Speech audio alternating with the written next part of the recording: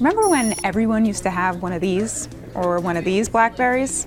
Now, no one has these BlackBerries except for this guy. And you know what happens when I use this? They make fun of me. No, seriously, they really make fun of me. Are you using a BlackBerry? Seriously, where's your iPhone? And tweet sent. Wait till you read my tweet. Oh, you've got that. The BlackBerry's back, and they're totally reinventing themselves with BlackBerry 10. That's their new operating system and their new phone, the Z10. And you know what? It's actually pretty cool. Everything you thought about BlackBerry, you can forget. RIM has totally redesigned its BlackBerry operating system and its phones. The Z10 doesn't even have a physical keyboard, although there will be a phone with a keyboard coming this spring. Here you have all your applications. It's very similar to the iPhone, but swipe to the left and you have your open apps, or what they call active frames. Swipe one more time to the left and you're at the hub. The hub is your messaging hub. It's where you can see all your email and social media accounts, including Facebook and Twitter. It's a bit complicated, but you really do get used to it. The phone has all the main apps you'd expect, including BBM for messaging and then photos and video apps. Also, you know how the browser on the old BlackBerry was pretty much a joke? It's much, much faster on the Z10. In fact, it's just as fast as the iPhone or even an Android phone.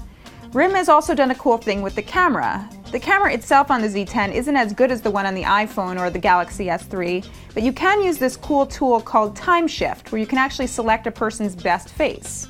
Okay, so the phone doesn't take as good of photos as I wish it did, but I do really like the rest of the hardware. The phone's really fast thanks to a dual-core processor and 2 gigs of RAM, and it also has LTE, which makes it the fastest BlackBerry I've ever used. I also really like the 4.2-inch screen and how the phone feels on the back. But you will notice that there's no hardware keyboard, like some of the older BlackBerries. RIM has spent a lot of time on the virtual keyboard, and it's one of the best I've ever used on a smartphone. You'll notice that as I type, these little words come up over certain letters. That's because the keyboard is predicting what I'm gonna say. So I obviously like a lot of things about the Z10, but I figured I'd go and ask some of my elitist phone friends what they thought about it.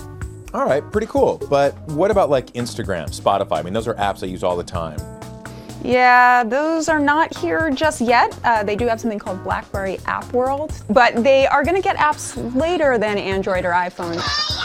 Can you get a cool wallet case like this? No, but you can get this cool battery pack. What about the map situation?